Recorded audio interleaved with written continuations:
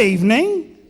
Thanks for coming. I'm sure a lot of you would rather be off playing your Nintendo Switches right now, so we really do appreciate you being here. Some of you may know that tonight is in aid of Cara Moon, aka Matthew Dons. So you'll be hearing more about that at the end of the show. But anyway, you've got a great night of comedy ahead. You've got Ash Frith. I'm not going to keep whipping you up into a frenzy. That's not what I'm here for. Iszi Lawrence. Paul Gannon. Who you don't have, though, unfortunately, Stuart Ashen and Richard, who couldn't make it. So sorry about that. Anyway, I'm not a comedian. Some of you might know me better as Mr Biffos. That's not my real name. I'm not a clown.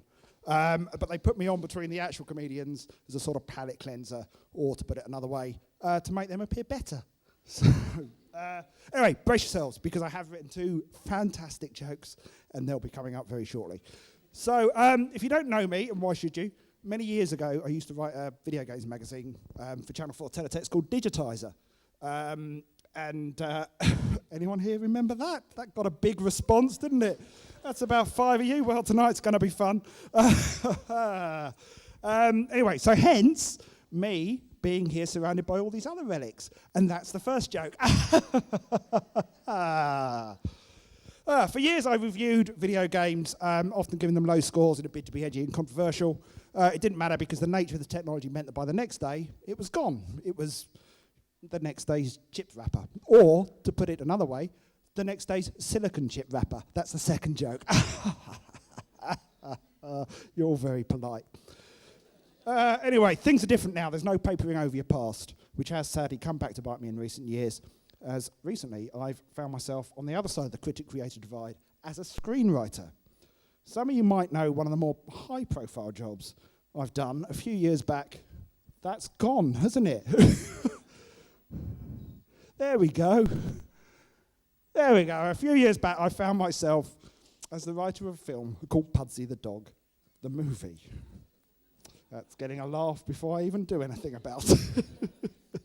If you don't know what I'm talking about, Pudsey was a deformed dog who could walk on his hind legs a bit, which was somehow sufficient to win Britain's Got Talent, the Simon Cowell-fronted talent jamboree, which brought us the likes of, and here we go, when it wants to go, Calabro. Anyone remember Calabro? There they are. No. And Spellbound. No. And Richard Jones. We all loved Richard Jones, didn't we? There he is from London, United Kingdom. Anyway, if you don't remember, I'll just give you a little reminder of what Pudsey did in order to win Britain's Got Talent. Here it comes.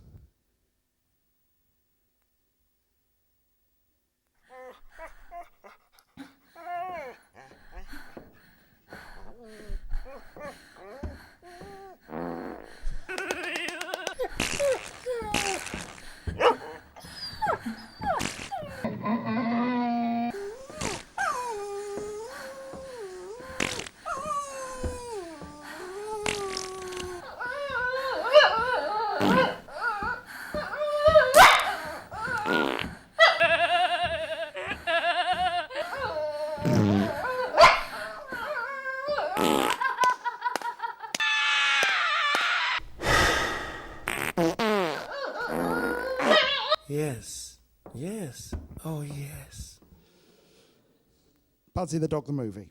So, I did my best, the only way I know how. I wrote a script that traded in toilet humour and misjudged innuendo. Those aren't my words, but the words of Damon Smith from the Nottingham Post, who added, "The sound of a pig repeatedly evacuating its bowels reverberates throughout Nick Moore's ham-fisted attempt to transform Britain's Got Talent's performing pooch into a modern-day lassie."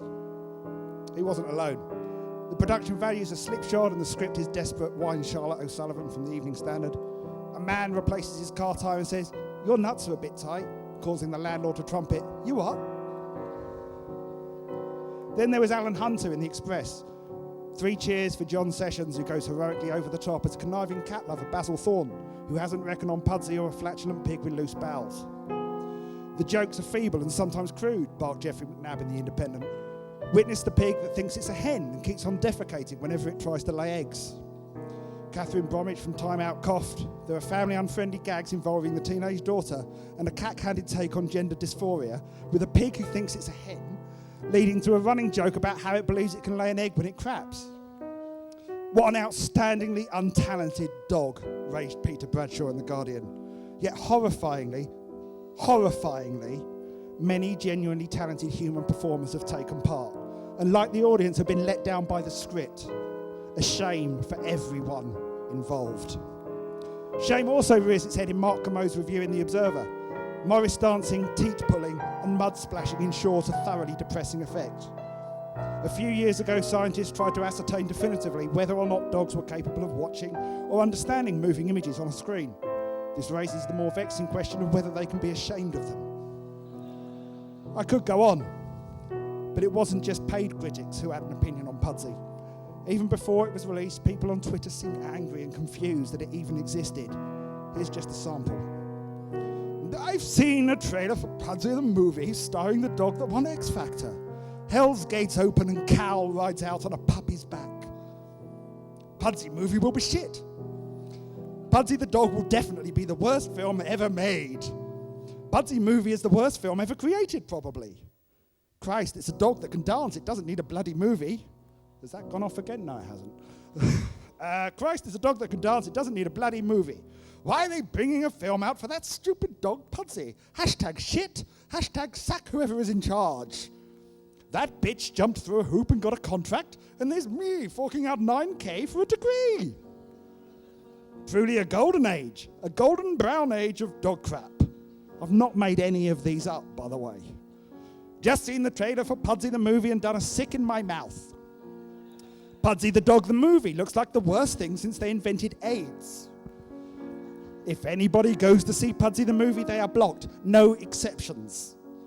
On July the 18th, Pudsey the dog the movie is being released. There is no God. Hashtag, seriously, hashtag no God. I could go on, and I will. Some people were distraught, properly distraught. Just seen a trailer for a film with that dog from Big E.T. in it, called Pudsey the Movie, and it has genuinely upset me that the film exists. Just seen the trailer for Pudsey the Movie and done a sick in my mouth. Why would they even attempt to make such a film? Nikita is crying on the phone to me because I told her to watch Pudsey the Movie. They're making a Pudsey film with David Walliams as the main character. I don't want to live in this world anymore. The Samaritans have only just talked me down off a ledge over Mrs. Brown Boys, the movie. And now there's a Pudsey dog film. Where have I left my cyanide? A Pudsey movie, kill me now. Pudsey the dog, the movie, kill me now. Pudsey the movie makes me want to kill myself. Others were furious. No way has Pudsey the dog got a fucking film out. What a tit. Why has Mother Pudsey the dog got a movie? I deserve a movie more than fucking Pudsey the rat dog. I used to fancy Pudsey's Minder a bit, but a film about him is beyond the fucking pale. Oh my God! Pudsey the dog the movie? Pudsey the hanging dog? Where's the world coming to? Hashtag madness. I'd rather drink toilet water than watch a whole fucking film about Pudsey. Oh, Pudsey the dog the movie. Pudsey the dog the movie. And finally, everyone involved in Pudsey the dog the movie should hang their heads in shame. I'm actually fine about it, but while you're here tonight enjoying all the technology, just remember that this is what technology has given me. Ladies and gentlemen, Ash Frith.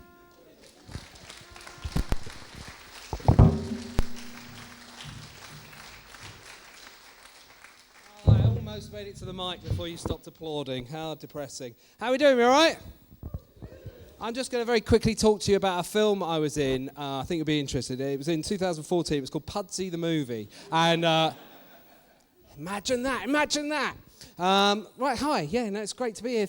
It's great to see such a diverse bunch of men with beards in one room. So Absolute honour to be here. I want to talk to you about. I'm going to talk to you about films quickly, if that's okay. If it isn't, got a microphone, I'll be fine. I got a little boy. He's 9 years old. So I'm trying to educate him into the films that I enjoyed as a kid. I'm in my 30s now. I know. Thank you. No, yeah, not 26. Thank you. 37. So I tried to educate him in the films in the 80s. Did we all love the films of the 80s? Half-assed, yes. Yeah, if you want, Ash, if it'll push you on a bit. And what's people's perception? We all loved those films. They were great, weren't they? 70s and 80s. I thought they were great. I thought, my son's watching these films now. They're dreadful. There's no plot to them. They've replaced plot with explosions and flashing lights, haven't they, is what's happened. So I thought, I'm going to educate him. I'm going to show him some films. And it soon dawned on me that every film that I grew up loving is terrible. They're all absolute shite. If you enjoy those films, don't ever watch them back, especially with young, fresh eyes with you, because I showed him something. I thought, all right, where to start? What's the best one? I thought I'll start with Rocky. Rocky's a great film, isn't it? I remember watching Rocky thinking, what an incredible film, rags to riches. He's gone from nothing. He's gonna be the champion of the world. I watched it. Shit. It is absolutely shit. Does everyone love Rocky? Some people don't. So, Rocky is a film where for 2 hours, nothing happens. At the start of the film, Apollo Creed says to Rocky, do you want to fight for the heavyweight championship of the world? He says yes. For 2 hours, all that happens is Rocky Balboa hits on a meek woman who isn't interested in him and then loses the heavyweight title of the world. That's all that film is. Nothing happens. So I thought, right, we can do better than this. I know what's a great film. Everyone loves this film. Indiana Jones and the Raiders of the Lost Ark. Great film? Shit film, ladies and gentlemen. Nothing happens in that film. In that film, Indiana Jones looks for the Lost Ark. He can't find it for quite a while. There is a lot of conversations about that, let me tell you. After about an hour, he finds the Lost Ark. The Nazis take the Ark. God kills the Nazis. That's the end of that film. Nothing happens in that film. Showed him Back to the Future. A story of a little boy who hangs out with a long-haired, white-haired, scraggly old man. Now, if U-Tree has taught us only one thing, unacceptable. So I thought, right, what else is there? Anyone else got any suggestions of films I should show him? Goonies. That is a story about some children that disobey their parents and run off and try and fight some murderers. That is not what I'm trying to teach my son. Anyone else? Short Circuit. I mean, that is honestly that is the most disappointing film. God, what's it about, Dad? What's about this story about a robot? What happens? Well, a white man dresses up as an Asian man for quite a long time. Yes, he does do the accent, yes. You're right, it's not acceptable. No, nothing happens in it. Steve Guttenberg's in it. No, we don't know what happened to him. Anyone else? Anyone else got any suggestions? Terminator is not acceptable from over there.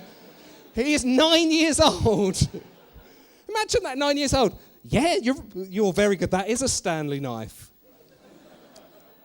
Yeah, no, he's cut it out. He's cut his eye out. Terminator. Have you got kids? No. I'd love to show him Terminator. It's just I would be put in prison. That's the problem. I thought, right, there is a surefire film that there is no way that it can be pulled apart by a 9-year-old, and that is Top Gun. Yeah, so everyone's like, yeah, Top Gun, it's good. So we all like Top Gun, don't we? 2 people, no. Everyone else is like, yeah, I do, but I don't really want to say. That's Top Gun, you probably all know this, but you know the whole film of Top Gun is them on training. It just didn't occur to me. I'm watching it, and he went, so they're not at war, they're just training. And I went, yeah, I hadn't realised that. And you know, Top Gun, the film Top Gun, was paid for by the US government. Genuinely it was. You can look it up. It's funded. It's a propaganda film to get youth into joining the US Air Force. It's awful. What an awful thing to happen. It's them. Obviously it was around the Cold War was happening, and you've got, they're fighting the Russians. Well, I say fighting the Russians. They swear at the Russians a bit. That's about all that happens. And then they safely sort of take some men away from the Russians, but nothing really happened. It's an awful film. I was watching it with my son. And also, I realised that the main character in Top Gun, what's the main character in Top Gun's name?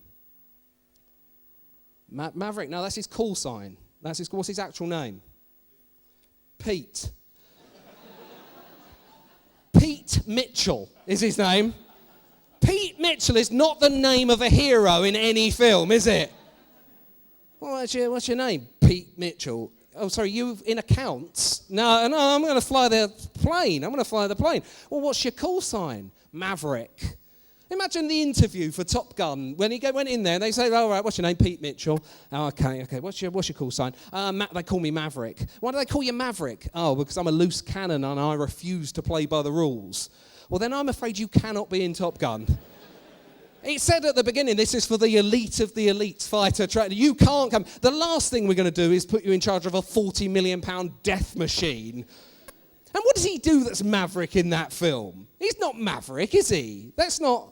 It's ridiculous. He swears at a Russian. That is all he does that's Maverick. And, actually thinking about it, the only thing he really does that's Maverick is, remember that scene, it's a classic scene, where they're playing volleyball on the beach. They've got their tops off and they're all sort of oiled up. It's very homoerotic, but it's pretty sexy. Do we know that bit?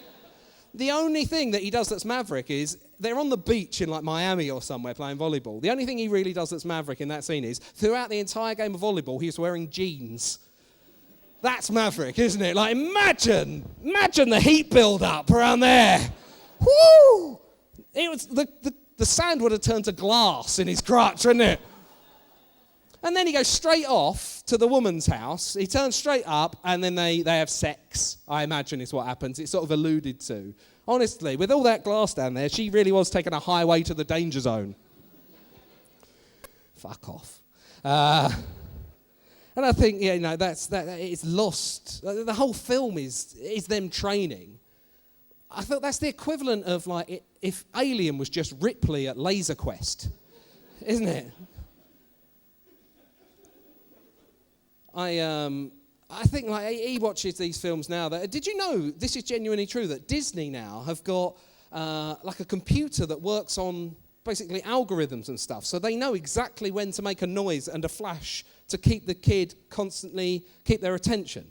That is genuinely a thing now. So when they're producing films, they've got it programmed to make kids pay attention. It's drummed into their brain. It just hits the right synapses in their brain at the right time. It's very much do you remember a few years ago they did experiments on rats where they had these rats with electrodes in their brain, and they had the rat had a chance between pressing a button that gave it food and a button which gave it pleasure directly to its brain, the sense of pleasure, and the rat always chose pleasure. That's what Disney is doing to our children. It's just thumping cartoon images into their face. And that's why if you go out at 5 o'clock any Saturday morning into your street and just listen very carefully, you'll hear 1,000 children just going, let it go, let it go. It's plumbed into their brains. It's absolutely mental. So I thought Pete Mitchell is probably the worst name of any hero of any film. And I thought, by the way, just as an aside, if you see a stand-up comedian and he's got stuff with him, that means he panicked just before the gig and threw some things together, okay? Just so you know when that happens. They didn't tell me that there was a computer that I could use for the presentation, so that's all good. What I did was I decided I'd take the biggest action stars in the world today, and I would make a note of every name that they've had in every film that they've had. Waste of time, you say? What? And they're so bad. I thought Pete Mitchell was bad. So I've got here Jason Segel, not Jason Segel, Steven Seagal. Jason Segel not in many action films. He should be, shouldn't he? Here we have, he has played John 13%. John, look, that is John there. John. What should we call the hero? Just John. Call him John, that'll be fine. John. Anyone want to have any other guesses? And also, if a comedian does a lot of interactive stuff, that means his material is weak and he needs help. Anyone want to have any other guesses? Steven Seagal? Terry. Travis is on there. Pretty close. Why not? He's played Frank 2% of the time. So he is also, I made a little note, he has played someone called, and see, I think they're quite on the nose when they're doing action stars. Like, they do, like, just hard nouns often. So he has been called Tom Steele. Like, that is straight down the line, isn't it? Tom Steele. What's hard? Steel. What cuts? Steel. He has also played Frank Glass. For Glass. Oh, Glass. Travis Hunter. Hunter. Straight down the line. There we go. He also played a cop that had to round up some other bad cops. And honest to God, his name was Marshall Lawson.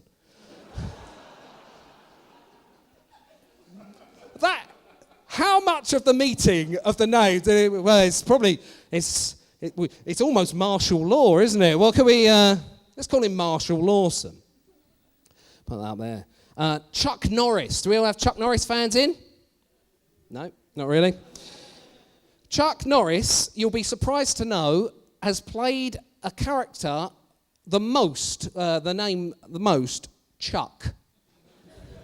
That is lazy, isn't it? He's played Chuck 9% of the time. He's played John, equal amount, 9% of the time. John, again, John. Everyone's called John. Frank, again, 3% of the time. So I presume you're all big fans, so you'll probably know this. He has also played Chuck Slaughter. Chuck Slaughter. He played Matt Hunter.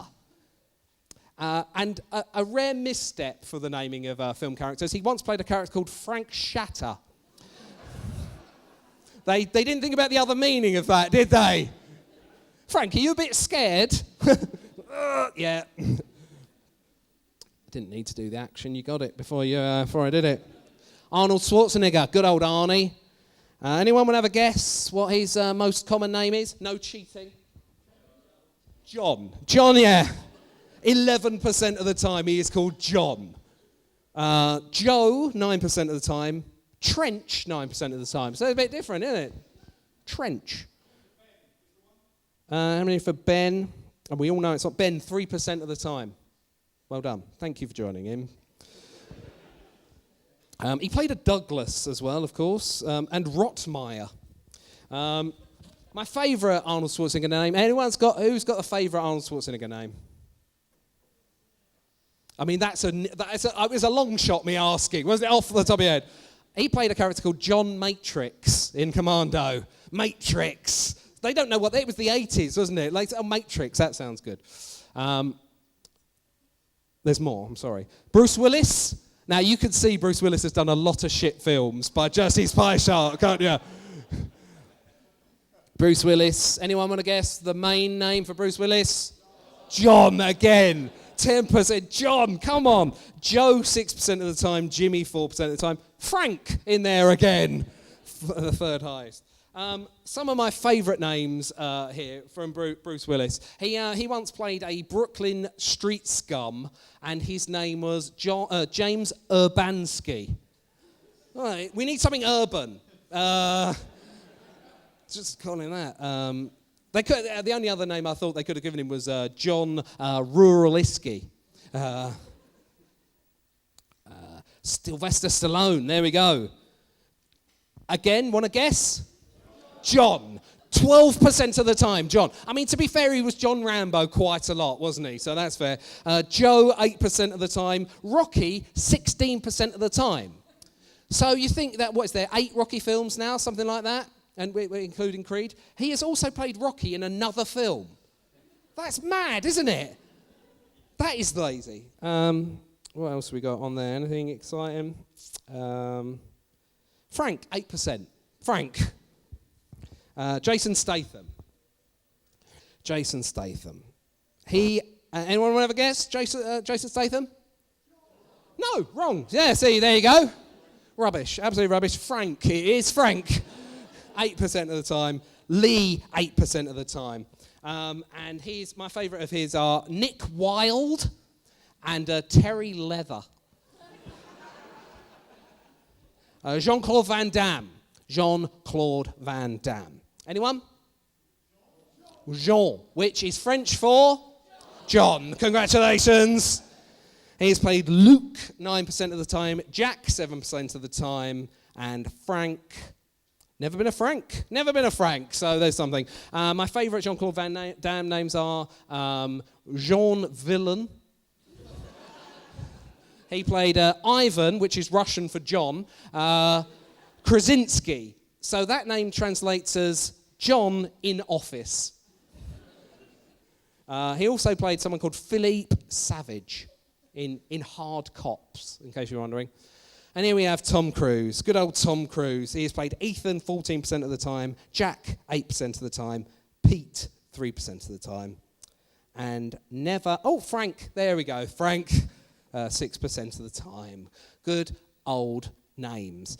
So what I thought I would do is, I like the idea of some of you guys having your own action hero name. Is that okay? Do we mind? I mean, again, I'm going to do it regardless. So I've got first names here and sort of hard noun surnames. So would you like to, you can take a first name. Dig in there. There we go. What is your first name? Harry. Harry. What's your surname going to be? That's all right, I'm never going to use it again. Dig. Harry Dig. Harry Dig. What do you think Harry Dig's story is? What does he do? Gardening. Yeah. He's got to dig a garden within 24 hours or his kid gets killed or something. He's got a very big excavator. It's a porn film. It turns out it's a porn film. Right, so you look like you want to be in an action film. I mean, this is not just me filling time, by the way. So pick a name, pick a first name. What have you got your first name? Got Chuck. Chuck. Good. Dig in there. Get a good one. Sharp. Chuck Sharp. What's his story? What's Chuck Sharp's story? Scissor manufacturer. You guys would make the worst films I've ever heard. He's a gardener or a stationer. I think we should get a lady. Can we pass those back to the lady there? And we'll do it. This will be the last one. Pick a first name.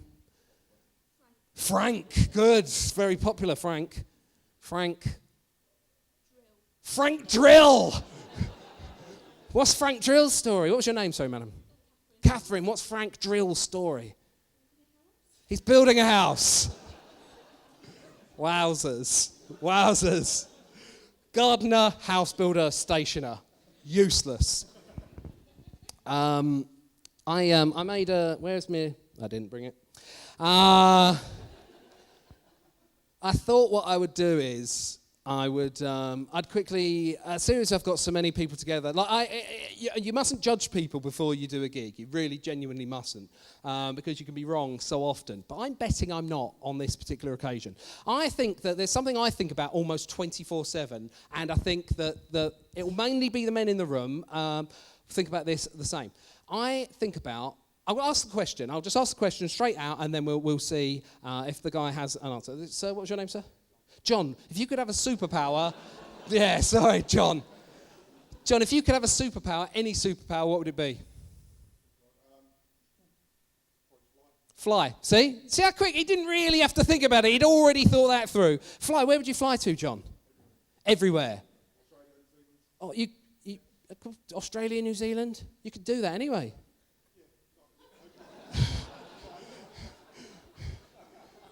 You? I reckon most people are thinking, save the war children of Syria. You've gone on holiday, is what you've done. And on your own as well. You didn't, no one said you could piggyback. I imagine, and I didn't say long haul either. How high you go? Imagine if it's just your 6 foot off the floor, just all the way to Australia. So there, what superpower would you have? Flying as well. Oh, and where would you fly to? Mars. Better answer. There you go. I mean, he's going to die in space because he hasn't got any other kind of... Madam, what superpower would you have? Teleportation. That's a very good one. Where would you teleport to? Anywhere to skip the traffic. What you're looking for is a train. They're so low. Gentleman at the back there with your arms crossed, what one would you have? What superpower would you have? What was your name? John. John is a pervert, ladies and gentlemen, is what that indicates to me. He said, should I say X-ray vision? I love X-ray vision. X-ray, I have, believe it or not, I have asked this question on stage before. I know. And I asked that before, and a guy said X-ray vision. I said, what would you do with X-ray vision? He went, I don't know, look through windows? I went,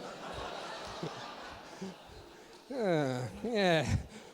Wait, you're laughing? Imagine if we've all just got that superpower.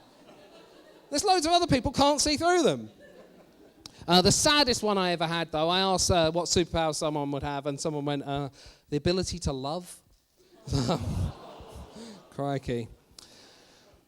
Ladies and gentlemen, you are all brilliant. You've come out to support a really fantastic cause, and I came along for that. I'm going to say I came along for the cause, but they also said I'd get free tickets to play on the computer game. So thank you all so much for coming. My name is Ash Frith. Cheers. Enjoy the rest of your night. Cheers.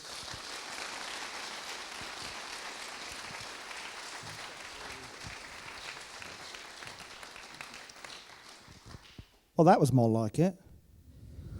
I'm afraid I'm going to show another video now. Excuse the dog.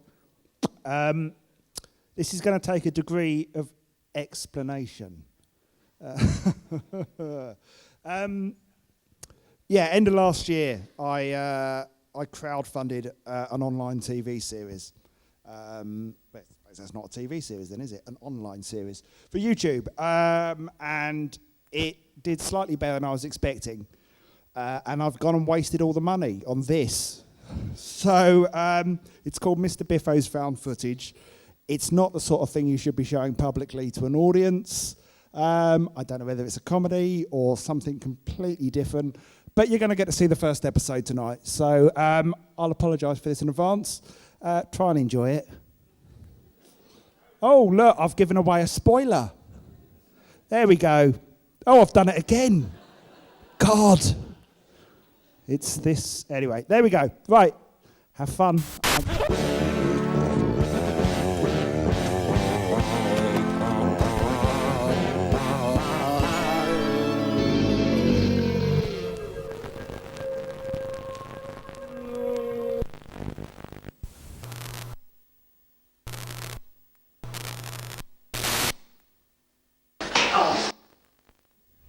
Listen up, assholes. Whenever you rent or buy a video, you need to be sure that the film that you're choosing is suitable for the audiences watching it.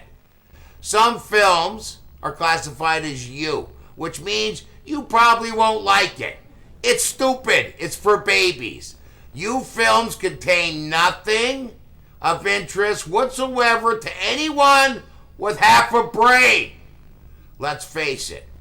It's just gonna be a load of goddamn teddy bears dicking around in the forest, kissing each other on the butthole, okay? Ask yourself before you rent a U movie, are you a baby?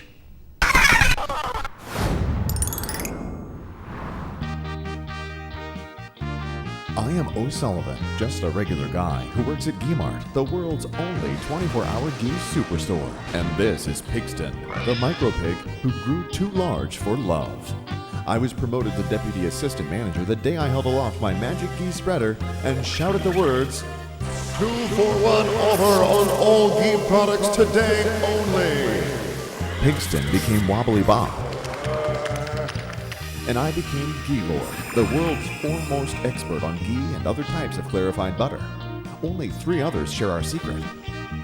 Our colleagues, Potato Head Bunting Woman, Urine James, and Archbishop Desmond Tutu. Together, we defend Geemart and enforce our customer ban. The following people will never be allowed back in our store.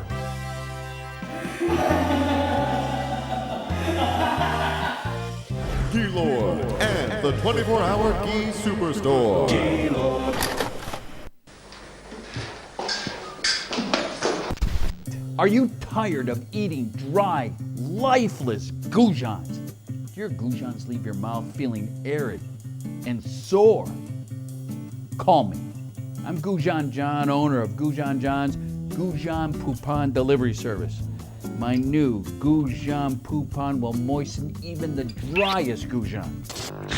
I'm so certain that you will love my Goujon Poupon that I've remortgaged my home. I placed a bet on it with a man called Dangerous Dave. It might sound insane. Oh, okay, it is. I admit it. But I've been diagnosed with several dozen psychological disorders. Here's our promise. Call. I will deliver 9 liters of my dank gray poupon within moments. Even if you don't call, I'm still coming over. And I won't take no for an answer. I will spray my poupon through your veins. I will pour my poupon into your pond, your pool, your bath. I will even aim a handful of poupon at your face. Warning! If you see Goujon John near your home, do not beckon him over. He will force his poupon upon you.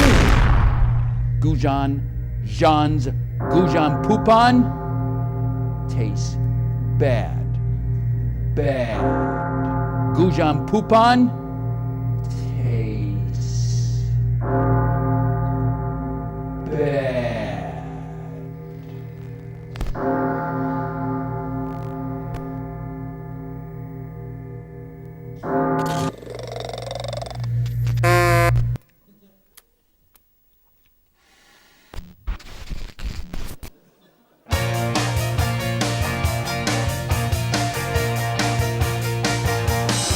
They called him Steve Wozniak, co-creator of the Apple Mac. He drank some stuff from a drain, and it turned him insane. He's Wozniak, Steve Wozniak. He's on the loose and he's gonna attack. Wozniak, Steve Wozniak. He's fired with lust and he'll jump on your back.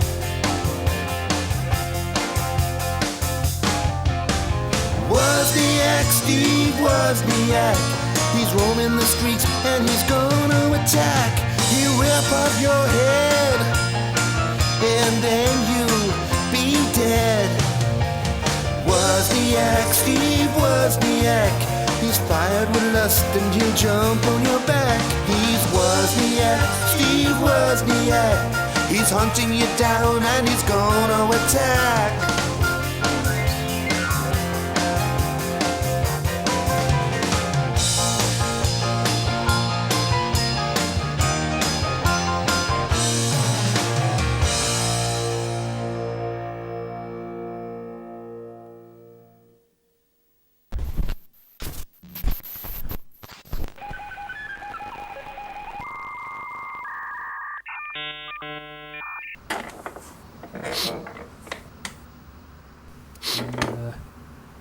Okay.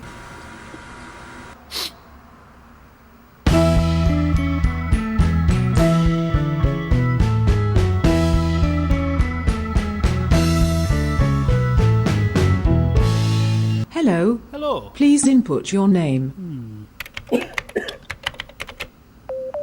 Welcome to the interactive storybook, Sting. Are you a boy or a girl? A boy. Good. What sort of adventure would you like, Sting?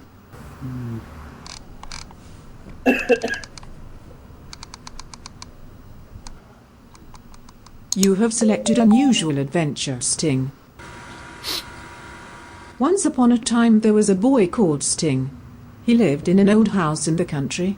One day, Sting went for a walk. During his walk, Sting met a strange bird called Booby Boy 7.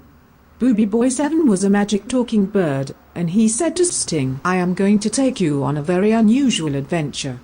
All of a sudden, Booby Boy 7 opened his mouth and vomited everywhere. There was more vomit than Sting had ever seen before. Sting was very upset. He didn't like seeing birds being sick. Stop it. Before he could run away, many more birds flew from the sky and landed in a circle around Sting. Suddenly, they were all vomiting. Stop it. Some of the birds started pooing, and then Sting also started doing a poo. It was the biggest, smelliest poo that Sting had ever done. Then one of the birds did a poo in Sting's mouth. So Sting grabbed the bird, prized open its beak, and did a paw in the bird's mouth and said, "What a good boy am I."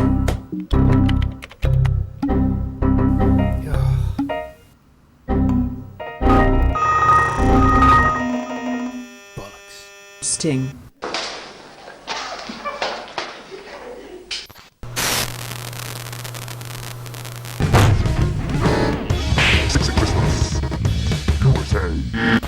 Ist cool. Ist frisch. Es ist die Disco am Trockzone. Es ist Music Shoot. Die Megakarzes. Ja, ja, ja, ja, ja, ja, ja. Ja, ja, ja, ja, ja, ja, ja. Ja, ja, ja, ja, ja, ja, ja. Ja, ja, ja, ja, ja, ja, ja. Ja, ja, ja, ja, ja, ja. Ja, ja, ja, ja, ja, ja, ja. Ja, ja, ja, ja, ja, ja, ja. Ja, ja, ja, ja, ja, ja, ja, ja. Ja, ja, ja, ja, ja, ja, ja, ja, ja, ja, ja, ja, ja, ja.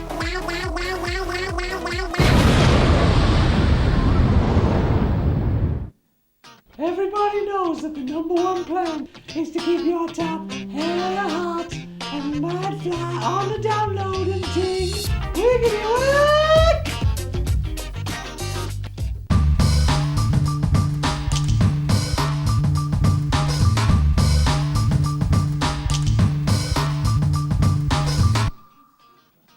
My boy Dusty Banger, the true king of all England, may think his top is gonna score him some fresh juicy scroats, but that plain old sheep is a big old flop with the sweet mustard honey boys.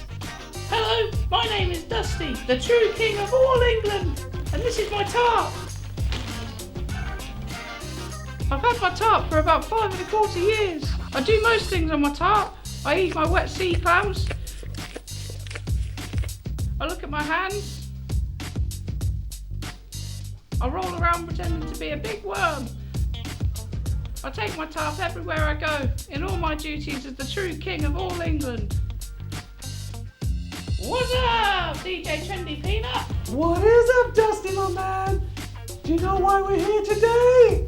Is it because my Father Christmas said we had to be? You are getting the Enhance My Top treatment! Yo, yo, I'm here with my dope top maestro, my boy, MC Stringy Hobo! Well, Peanut!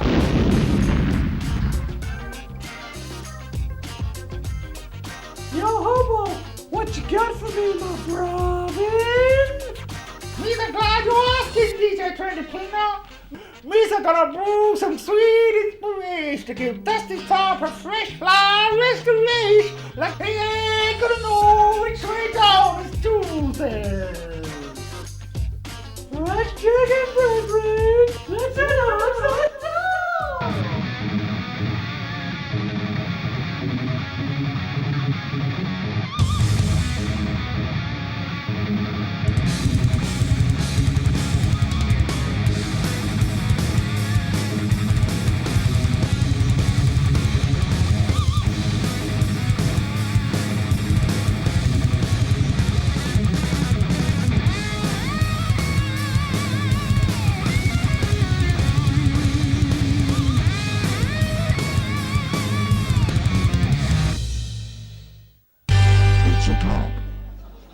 When you last saw your top, it was a full-fat disgrace that you were ashamed to be seen with.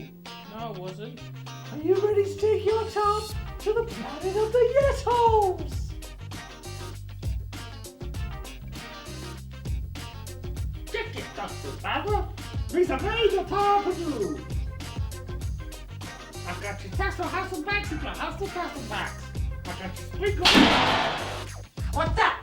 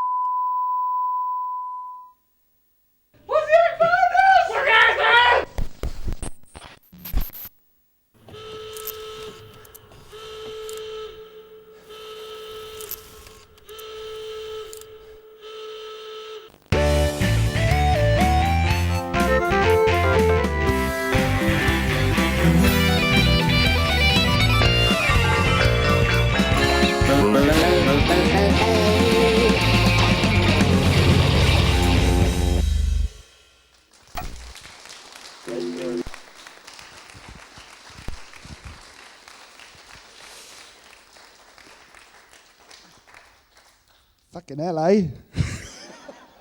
Anyway, we're going to have a short break, so you can go and probably have the drink that you all need now. And we'll be back in the second half with Paul Gannon and Iszi Lawrence with more funnies. Thank you very much. Okay, I am going to show you another video, but it is only 3 minutes long this time. And then after that, we're going to get Iszi Lawrence on, who is a proper comedian. So enjoy this one. It is quite brief.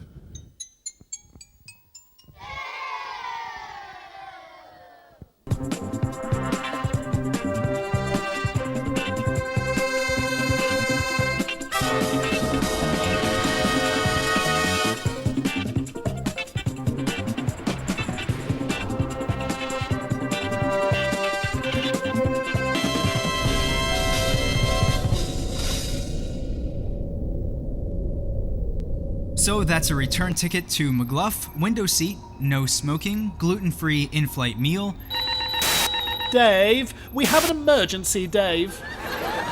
What is it, Hal? I'm busy right now, trying to book a vacation. It's our simian shipmate, Dave. He's done it again. Why can't you both just get along? I'll be right down. Honestly, I swear those two will be the death of me. Did you hear that, you preposterous primate? Dave's coming, and when he gets here, you are going to be in so much trouble. Right, you two. What's going on in here?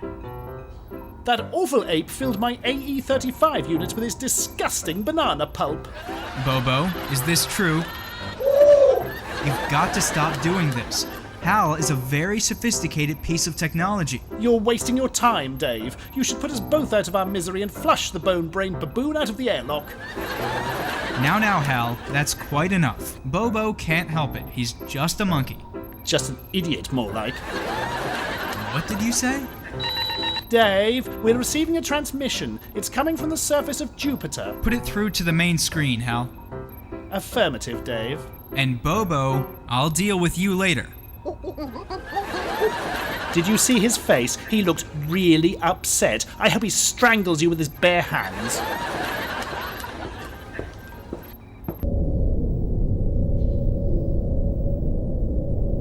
This is Spaceman Dave Bowman of the United States spacecraft Discovery 1. Not you again. What is it you want this time? Well, aren't you going to say anything? Well? What's going on here, Hal? I am picking up some strange readings coming from the monolith. Hal, block the transmission, please. I'm afraid I can't do that, Dave. I picked up a fault in my AE-35 unit.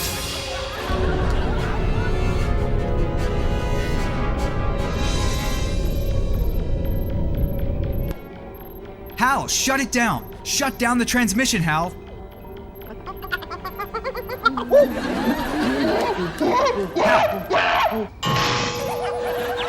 My God, it's full of stars.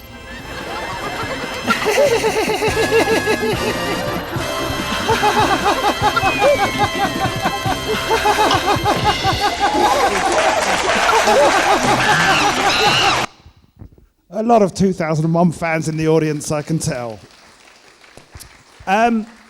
That's it for your videos. We've now got the wonderful Iszi Lawrence.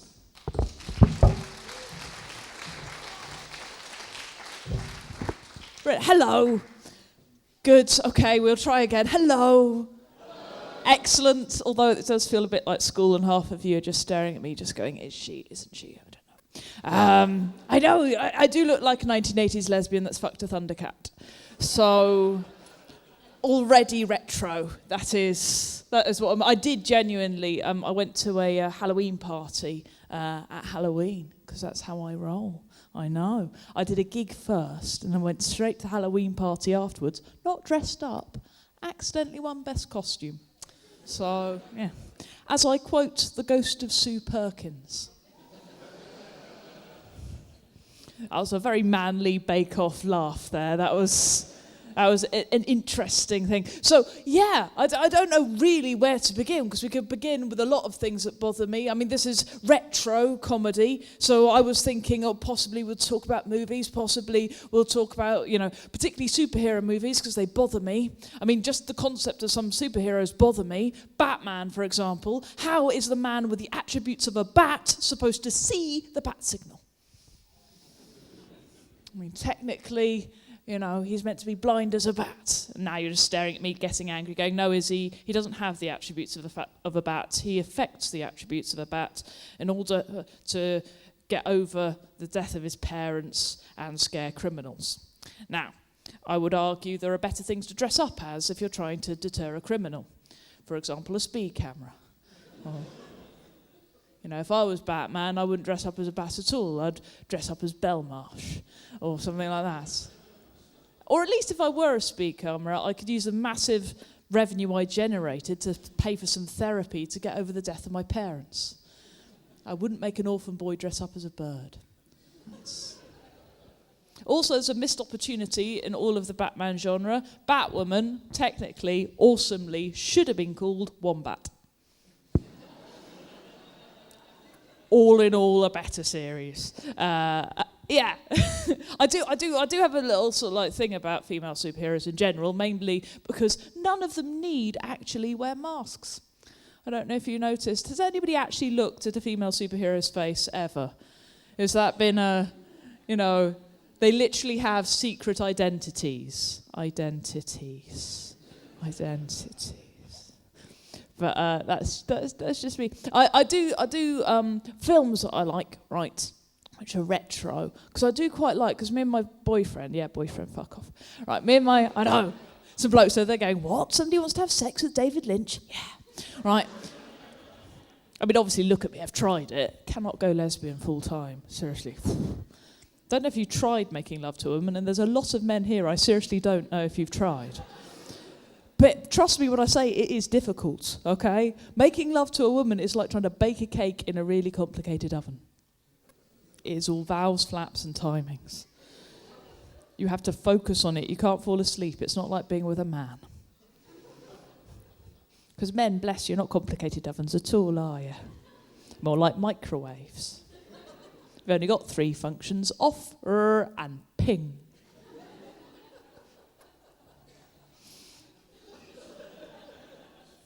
Give it a few years to frost. So, but we like a few old movies. I introduced him actually to some Hammer films because he'd never really watched Hammer films. And obviously I mean, obviously, the first film that you have to introduce is obviously The Wicker Man, which isn't technically Hammer but Sharp. It is that sort of like you have to introduce The Wicker Man and Wicker Man proper because, And I always thought when they were making The Wicker Man, they think, well, we need to get somebody to burn at the end of the film. Would Edward Woodward burn? I think Edward Woodward would burn, yeah. You just know how it was cast. But obviously you can't introduce somebody to Hammer when you've just given them that, because that's just too high a standard. So I thought, if ever you want to introduce Hammer to your friends, right, Dracula AD 1972. Okay, because it is brilliant because you can get the most skeptical people with this because it is proper Dracula. It's Peter Cushing as Van Helsing. It is Christopher Lee as Dracula. It is proper, but it is set in 1972. So that any time any action breaks out, they start playing porn music. It is beautiful to have Christopher Lee with blood all down his face going, I who have commanded nations, and in the background, bow, chicka, bow, chicka, bow. It's just, It is a beautiful thing. I found out if you watch a lot of Hammer films, right, you end up learning a lot about like vampires and like their like all the things that they actually miss out of the modern films. Because like how they can't look in the mirror, like vampires, unless they're like Kate Beckinsale, right? And they can't like go out in the sunshine unless they're Gary Oldman. Well, this is a genuine thing, right? Which virtually none of the like cult things have picked up on about vampires at all, right? They've got OCD.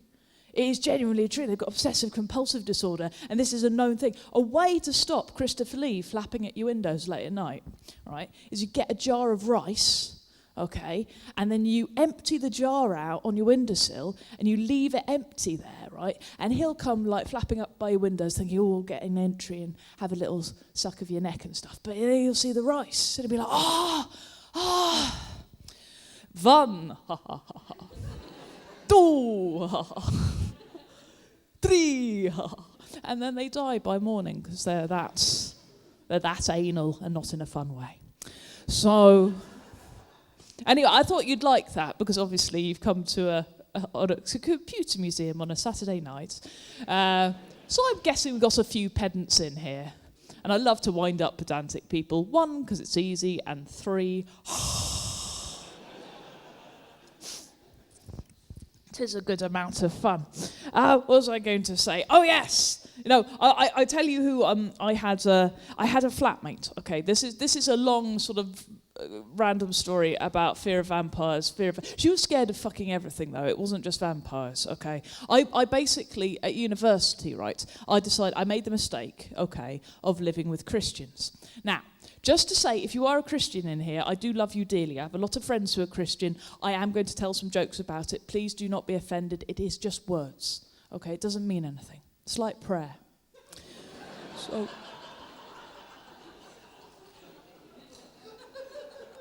but like when I say I was living at university with Christians, like these were like proper. This wasn't like your grand Christian. I was living with creationists. Oh yeah, it was a bit like walking with dinosaurs, except they didn't believe in them.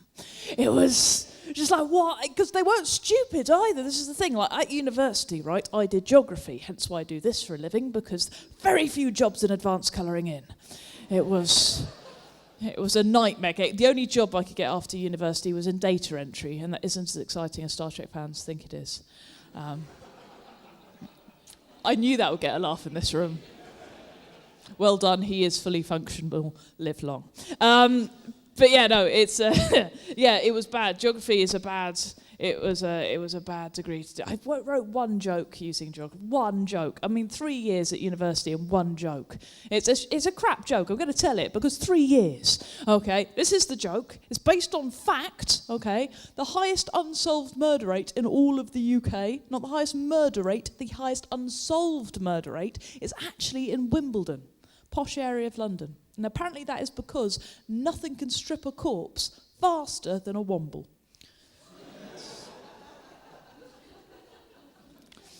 And that is 3 years of my life right there. But yeah, I was living with like Bex, and we went to this geography party. And I don't know if you've been to a geography party, but wowee! Basically, the idea is it's a costume party. You either wear your cagoule, or shut up, it's a brilliant idea. Or you wear your best contraceptive, or you go as a place, right? And I went in my cagoule because I couldn't think of anything to go as, and Bex went as herself and bought a little like bicycle horn. I was going, and everybody was like, what are you? And she goes, tooting Bex. So we're not talking stupid here. She's proper clever, right? And proper lovely. But we would argue a lot, like not only about like, evolution, stuff like that. Like for me, there's a scientific problem with the concept of heaven and hell, okay? Heat rises. Think about it, okay? You get up to heaven, you're up there in your bubble bath with Jesus, right? Naked, obviously, because it's bubble bath. We do it properly. It's heaven. But, it'd be Lush products, wouldn't it? In heaven, it would just be bath bomb after bath. I did that though. You've got to be careful, right? End of summer, I made myself like the super Lush bath bomb. Woohoo! Everything in the same bath. Got in it, thought this is amazing, until I realised I couldn't gain purchase on the sides. It was terrifying. I was so lubed up I could have re-entered my own mother, right? Be careful out there, people. Anyway. Hot bubble baths in heaven, right? How do you think the water in heaven is being heated? If not down in hell, demons are shoveling Buddhist children into furnaces. A few of you looking a bit horrified at that. But do remember, I've got a degree in geography, okay? Buddhist children are the best renewable energy source we have. You pick one up, you put it in, and it reappears. Pick it up, put it in. Reincarnation jokes. But the thing is, Beck's right, and she's an amazing person, really lovely. And when I say lovely, lovely to a fault. I don't know if you know any Christians, but they are nice all the cocking time, right? You cannot piss them off if you try. But we used to have arguments quite a lot, and it was based around like what she would believe in. So she would watch, she'd watch a Hammer film or something with me, and then she'd be terrified of Christopher Lee for the rest of Alternatively. And literally, I look a lot like Christopher Lee when I'm getting out the shower. So she would be, I'm a big lady and with very small boobs, and it was, so, so there's a scene in, what is it? Which one is it? Is it Prince of Darkness? Or is it the one, no, it's the one where, I can't remember which film it is now, but there's a scene in it where he has sex with a lady, does Christopher Lee, and I don't even, if you've ever seen a goat sucking a lemon, it's amazing. It's amazing. I love Christopher Lee dearly, by the way. It is, if you haven't read his autobiography, Lord of Misrule, he lost his virginity in the Savoy Hotel at the age of 24, and he was so excited he fell off the bed. And the fact that he admits that and writes about it is adorable. Anyway, yeah. Christopher Lee, miming sex, or miming, I don't know, do you mime in film? You act. Acting sex in this particular film was literally this. It was... It ruined quite a lot of things for me. Anyway, what the fuck? Oh yeah, but so she gets scared about things. Now the thing is, I poo-poo her scaredness, right? Because I think she's not being rational, she's not being reasonable. She is terrified, for example, despite being Christian, she is terrified of ghosts. She was convinced that our flat was haunted. Okay, she said, no, seriously, Izzy, there is a poltergeist in our kitchen. You know there's a poltergeist in our kitchen. Because you remember that butter dish that my mum got me? Yeah, that really nice butter dish, which I really prized, and I kept right on the edge of the cabinet, even though you told me not to do that because your sleeves occasionally touch it. Yeah, that butter dish smashed on the floor. That must have been a ghost. I was like, yeah, that was the ghost. That was definitely the ghost. That was, but the thing is, right, we had our bins, okay, they were located in a dark alley. Now, when I say this alley was dark, it was like darker than Frankie Boyle's sense of humour, okay? It was really, and we had to put the bins out every week, and of course there was a massive argument. One, because nobody wants to put the bins out, but also it's terrifying out there, right? Particularly in winter when it's really dark. And so she would say, well, Izzy, you can do it because you're not scared because you don't believe in ghosts, so go out and do it. What's the problem? And I'd be saying, I don't want to do it, I'm scared. And she'd go, oh, what are you scared of? You're scared of ghosts. All this time you're mocking me and you're scared of ghosts. And at which point I pointed out I was not scared of ghosts, no. But I was slightly scared of velociraptors. Right? Because let's face it, what's more likely to get you in a kitchen? Ghost or velociraptor? We know where they hang out, okay? That's where they gravitate to, okay? And they're proper scary, right? Now, I'm not talking just about like Jurassic Park velociraptors, which are more like allosaurs, we know this. But the actual genuine, like, your actual velociraptor is about the size of a turkey, okay? It is all claws and teeth. It's even got black feathers like a turkey. And they know they've got black feathers because they found these fossils in China. And they're little round black feathers that are actually imprinted, and the chemical traces they leave in the clay make them, we know that they were covered in little round black feathers. It's just amazing that we know that. But what could look more like a bin liner waiting for you? So I pointed out to my Christian, absolutely terrified of ghosts flatmates that I didn't want to go and put the bins out because I was scared of velociraptors, at which point she looked at me and went, but Izzy, that's ridiculous. How can you be scared of something that's dead? It was an interesting thing. I want to tell you about my theory of Star Trek, which has got nothing. There's no links. There's no links to any of this. I've worked out a really good way of, like, I'm talking Next Generation Star Trek, by the way, because basically there's a weakness. The weakness that the Romulans can get in and just ruin everything for everybody, right? Because basically, think about the fact that they're all wearing onesies. Yeah. Now, they're all wearing onesies, which look cool, but means toilet breaks would have to be extra long, right? And I want you to imagine right now Jean-Luc Picard sat on the loo with his uniform around his ankles, completely naked, right? Because that is an image you will not forget. And you'll be imagining next time you're using the loo, Jean-Luc Picard sat there completely naked and go, that couldn't have happened. That couldn't have happened. Well, how are they going to avoid it? Now, what they're going to do is O'Brien down in the transporter room is going to spend a large part of his day tracking all the people on the bridge, right, in a high-pressure situation on the bridge, and then beaming all the wee out of them and putting it in like some toilet things to be recycled and using the replicators and the rest of it, right? Now that is a weak link, because all a Romulan has to do is like ask to be invited on that, attack O'Brien, and then beam all the we back into Picard. All of it. And then he'd just explode in piss. Okay, this is amusing. These people here, you people that worried about me, I thought this would be the opportunity to share. I could talk a bit about computers. I actually know the first, when the man who first came up with computer programming was actually alive when he was born. Does anybody know? I'll give you a clue. His name was Raymond. Yeah? His name was Raymond Lull, or Hull, because he was from Catalonia, right? He was actually alive and born in 1212, which is pretty amazing, is it not? So we're talking like 11th century, and you're all going, bollocks. No, seriously, he did. Like, people who understand computers say this. So I know this because I do a little show called the Z-List Dead List, which is about obscure people from history, right? Thank you for the laugh of either acknowledging or nice plug. But I wanted to sort of tell you about things, because I found the Mark Zuckerberg of the, would it be 16th century? No, wouldn't it be 15th century, wouldn't it? Which is this guy. It's John Aubrey. Now, John Aubrey decided what he was going to do with his life. Now, I love him already, right? Because already he did his kind of degree in geography, kind of, but not really, because it didn't really exist as a thing, right? But he couldn't afford it.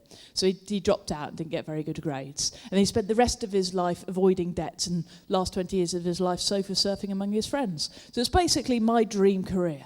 And the thing is, what he wanted to do, much like Mark Zuckerberg wanted to set up an entire site so he could gossip about his ex-girlfriend, right? Which is true. That's why Facebook exists, right? What he wanted to do was basically make a who's who of all the people that he knew living and all the people that he'd heard of who died recently that he had some sort of connection to, which was amazing because it means that we've got this really nice fact. Because just think, in a few years' time, like 80 years' time, nobody's going to remember you, right? When you're long dead, nobody's going to remember who you are they? Unless you're like a really, really famous person. And even then, they'll get all of your facts wrong. So, like, this is the thing. We're all going to get forgotten unless you know somebody like John Aubrey. The trouble with John Aubrey is that he was insane. When I say insane, this is how one of his best friends describe him, if I can just get the quote up. It is a beautiful quote. It says, "He was a shiftless person, roving and maggoty-headed. Sometimes a little better than crazed." Now, so when he was making his big sort of like book, he wasn't doing it as a book. He was writing information on the corners of Bibles on old receipts, right? If he had wet wipes, he'd have written on those, okay? And there are famous people in here, right? There's Christopher Wren is in here, and very easy to find because he begins with W and he's at the end of the chapter. But yeah, Christopher Wren. Now, there is 2 paragraphs on Christopher Wren and 1 sentence about architecture. 1 sentence. The rest of it is full of facts like this. Dr. Christopher Wren has put a trick on us, as it seems, for he has made himself a year younger than he indeed is. John Aubrey's a bit of a bitch, and it's really quite fun. I'll give you an example of, we could go to somebody else who's famous, couldn't we? We could go to René Descartes, if I can find him. René Descartes, of all the important thing about René Descartes, one of the main philosophers of his age, and indeed still of our age, still gets reference to this day. Now this is the important information about René Descartes. He would draw out a little drawer under his table and show them a pair of compasses with one of the legs broken. And then, for his ruler, he used a sheet of paper folded double. That is all the information that we'll need to go down in history. This is rather lovely, because there are people in here he absolutely hates. I wonder why, if you can guess why this one caught my eye. It's a guy called Richard Head. Mr. Meriton, his true name is Head. Yeah. Mr. Bovey knew him. Now, I don't know what that means, because Mr. Bovey is not in the book. So I think that might be a euphemism for something. Either way, it does it good. if you're at work, right, and you just go, yeah, you know Dave, yeah, Mr. Bovey knew him. It's quite a nice little ow. He was a bookseller in Little Britain. He had been amongst the gypsies.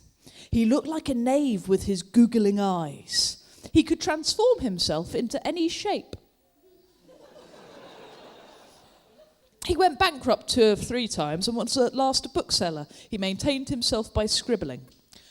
So, all I'm saying is, you don't know, right now, one of these people in this room could be writing a little biography of you that in 400 years' time, an audience will have read to them about your life. I mean, some of them are really lovely, and there's this lovely one, if I can find it, which is just, it just goes to show you don't know what you're going to be remembered for, and it's just lovely. If I can find him, where are you? Well, he's Foster, so you should be there. There we are, there you are. Samuel Foster. Don't know when he was born. He died in 1652. From Mr. Bees the watchmaker, his nephew, Mr. Samuel Foster. He was born in Coventry, as I take it. He was sometime usher at the school there.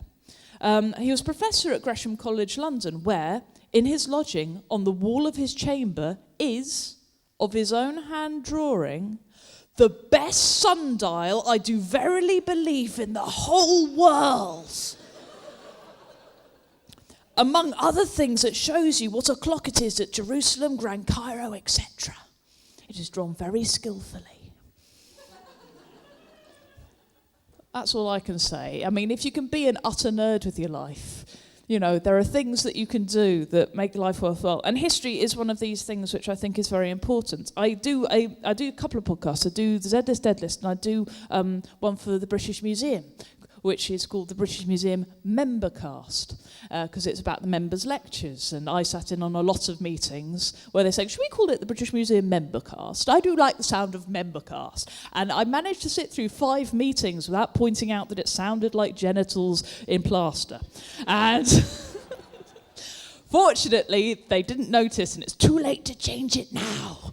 So it makes me very happy. But I interviewed a guy, because I think what this museum shows us is that there seems to be this sort of inevitability about technology, and there's this inevitability. We seem to be these like tiny little sort of, you know, well, we are the, I can't remember who the quote's from, but we are the sex organs of the robots, right, of the future AI. We're just moving on. We came down from the trees, then we got together and we made fire, and that allowed us to cook food, and when we cooked food we got more like nutrients, so our brains grew, and then we like got agriculture, so we didn't have to, and then that meant our brains grew, and we got clever, and we were able to problem solve. We came up with science, we came up with technology, and we came up with computers, and we're going to get to AI, and we're going to go to the stars, and it's inevitable sort of like progress draw, right? And I used to think that too until I found out about John Dunbar. Has anybody here heard of Dunbar's number? Sort of thing nerds like is Dunbar's number. Basically, what Robin Dunbar did was he got a load of monkey skulls, right, and he scooped out the brains and he filled them with seeds.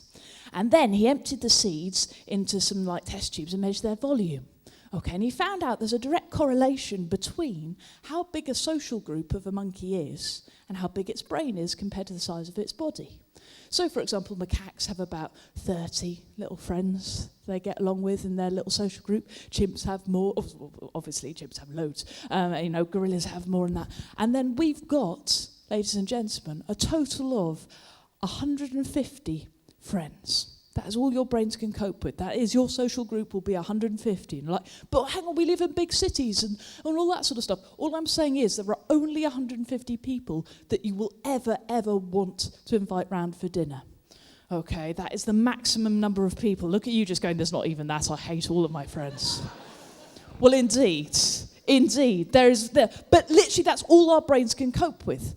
And so if we look at invention and we look at why we've done things, part of the reason is because it is impossible to bond with 150 people, right? You can't groom them all the time. It would be really fun, actually, if we wanted to give it a go. We could groom each other right now. It'd be rewarding, but it would take time. It'd be fun, but we might starve, okay? Right, so basically a macaque would just go through its mates, groom everything. What we do, of course, is we've developed this thing called language. We learn to talk. What I'm doing to you now is I'm grooming you. I am touching you. I am feeling you. You are warming to me. We're going, That is basically what we're doing. Endorphins are rushing through us and we're feeling happy. Now, this doesn't just apply to language, fire. Right? They found archaeological evidence of fire 800,000 years ago. They've only found archaeological evidence of fire being used for food 20,000 years ago. What is happening in between all this? Why did we have fire? Maybe it was to keep warm, or was it, as most researchers think, so we could look at each other after it got dark, so we could carry on chatting? Literally, this is why agriculture, the first agriculture that we have found, wasn't food, it was drugs. What do drugs do? Drugs mean that you can speak to each other, you lose your inhibitions, you bond more. They're awesome. Everything that we do as a species, all this technology around you, all it is doing is making your connections better so you can keep those 150 people closer to you. All of the technology in the world is about that. And it's just about the fact that we are very social animals and we love to bond. So we invent, we create everything that you see. Everything we've made is just so the human race goes, love ya. And if you weren't such a cynical room, I'd get an ah. But anyway, ladies and gentlemen, boys and girls, I thought that would be worth sharing with you. Thank you very much for listening. I've been Iszi Lawrence. Good night.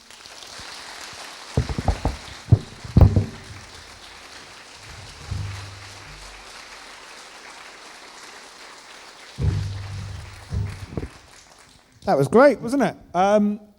Up next, I don't even know really why I'm coming on doing these little bits. I haven't got anything else to say. Oh, hello. Don't mind him. You all having a good night? Yeah. Good. That's what we want. Pretend you haven't seen him because I'm going to introduce him in a minute. Do you all like my jacket, by the way? It's nice, isn't it? It was described earlier as a third Doctor jacket, as in John Pertwee's Doctor, if anyone knows their Doctor Who's. It isn't. It's a fourth Doctor jacket. Get it right. Okay, and I believe he's plugged in everything that he needs to plug in. Ladies and gentlemen, it's Mr. Paul Gannon.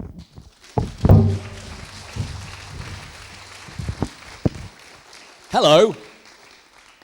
How are we doing? Are we well? That sounds positive. Good. So, I'm just going to get started. I'm a geek and I am proud. Give me a cheer if you're a geek. Interesting, because usually when you do that at a normal comedy club, it's just deathly silence. Gigs, in those circumstances, geeks just do not want to get involved. It's like, who's a geek? Shh, don't mention it, it's fine. So I'm a geek and I am proud, but if you're sitting in the audience tonight, you're going, how dare you? How dare you suggest I am a geek? How dare you? Guess what? You're a geek whether you like it or not. Because as far as I'm concerned, the word geek just means you have a passion for something, all right? For example, let's just do you as an example. Let's generalize. Let's say you're into football. You have a favorite football team. Don't shake your head. It's a fantasy. Go with it, all right? Some people just don't want to play along. So you like a football team, you follow the matches all the time, the league games, everything. You'll be a football geek, okay? Simple as that. Let's generalize, okay? Let's be more general. Let's say you, my dear, right? Let's say it's soap operas you like, because I saw you're a woman and I generalized, all right? Let's say it's I know, right? Let's just say, you have a very favourite soap opera and all the characters follow the storylines for years. You would be a soap opera geek, all right? You could be like an 80-year-old man with every single Disney film and you would be a sex offender. But it is important you draw a line pretty early on. Now, I'm here today to talk about what I'm passionate about. God. Oh, and Ghostbusters. I am a huge Ghostbusters fan. Been a fan of Ghostbusters since 1984, obviously. Give me a cheer if you like Ghostbusters. Is the right answer. It's an interesting question. Who liked the reboot? Get out. I am pro Ghostbusters no matter what it is. I'm not going to get into that because I've only got an hour. I don't know. What I will say is I'm going to talk about Ghostbusters today, right, and how I became a Ghostbuster myself. Now, this is based on a solo show I did called Ghostbusters, a real Ghostbuster, right? It was an hour show for Edinburgh. I'm going to do a micro version of this, but I will warn you that when I did test this out, it was 2.5 hours long, the show. So I'm going to do a micro version, so we'll get out of here in about an hour and a half. All right? Well, should be all right. No, but seriously, I'm going to talk about Ghostbusters now. How am I a fan? Well, I'll show you. Let's have a look. There's me. Aged, I think, 8 or 9. I know, look at all the innocence in the face. Look at all the hope. Where did it all go? right? But that's me. I've got my trap there. I've got my Proton Pack, my Kenner Proton Pack. Still got all my Ghostbusters toys. Haven't given them away. Here's the proof of that. Taken only a few months ago. Again, my Ghostbusters Proton Pack still in working order, still my thing. I've got tons of stuff. I mean, look, all my toys, my slime blower. Interesting thing about the slime blower as well as an interesting toy. It came out after Ghostbusters 2, obviously. Get your facts right. Didn't sell very well. It didn't sell as well as the Proton Pack to the left there. But the reason why I like the slime blower so much is that when you press the button, fake slime popped out. So you press the button and it go pop. It looked like a dildo, right? It looked like you were giving kids a retractable dildo. So more popular with the mothers than maybe the kids. I was a huge fan anyway of all of that. So I was a big fan. I loved the cartoon series. I loved the films, obviously. Ghostbusters 2 was maybe my Phantom Menace. You know, where you go and it's fine, but you leave the studio and you go, it was the same film, but instead of the Marshmallow Man, they used the Statue of Liberty. Well done, Dan Aykroyd. So that was my first film, and then I got into, when I was at school, I set up a little Ghostbusters club where we'd go ghost hunting called the Spirit Squad. Very clever child. What I did there was, instead of doing the no entry sign there, I did a triangle warning sign with a ghost in it. That's how progressive I was as a child. And we went ghost hunting, and we didn't see much, but we had little silly adventures, as kids of that age do. Now, as you get older, you put away childish things, obviously. Life gets in the way. So instead of going ghost hunting, you're dealing with student loans and all this kind of stuff. So Ghostbusters and ghost hunting kind of fell away. But then one show appeared out of nowhere and made me want to be that Spirit Squad youngster from my youth. And that show was Most Haunted. Oh, who knows what Most Haunted is? Yeah, that's the exact right reaction for that show, by the way. It's like, yes, I fucking know what Jeez. If you don't know, right, it's a show where Yvette Fielding, ex-Blue Peter presenter, and her ratty husband take camcorders to haunted locations around the UK and set up cameras to try and catch ghosts. 10 seasons and 20 live specials later, how many did they catch?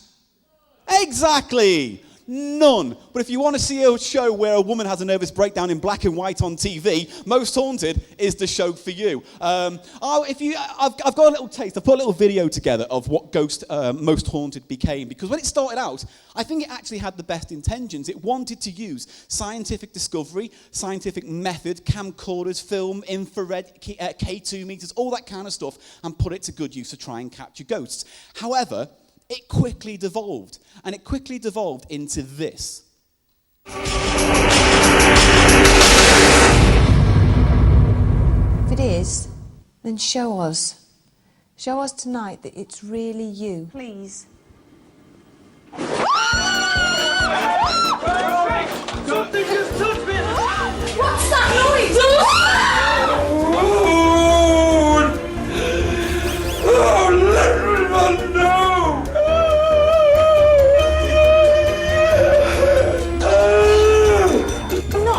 I'm not a bitch, tell me.